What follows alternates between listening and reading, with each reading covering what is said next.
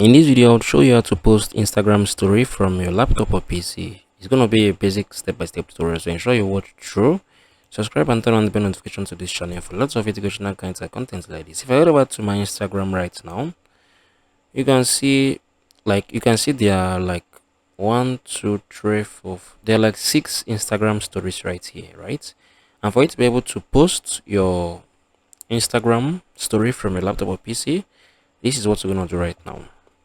Head over to this is what I'm gonna do. Click on these 3 dotted icons right here. You're gonna click on the more tools. From the more tools, you're gonna click on this, right? Once you click on it, that is what you're gonna do basically. And once you have done it, you can look right here that there is your story right here, right? This is your story. So I want to post an Instagram story right now. So I'm going to click on your story. Once I click on it, I just come on here and click on open. Once I clicked on it, I'm going to give it very few seconds for it to load up.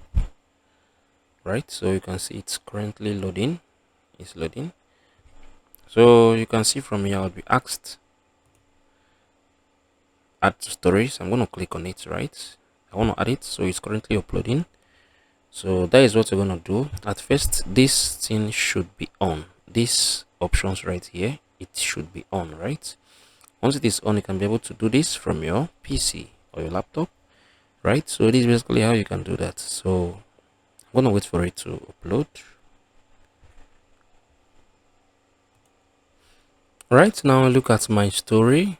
I just posted my story right now from my PC or laptop. So what I did basically worked out for good, right? So this is it. This is how you can post Instagram story from your PC or laptop. If you found this video helpful, please share your thoughts below in the comment section. Thank you guys for watching through, and remember this needs to be on, right? Remember what I told you, so go watch through what I did initially for me to be able to do this. So thank you guys for watching through the video. I hope you found this educational video helpful. I'm going to see you all in the very next one.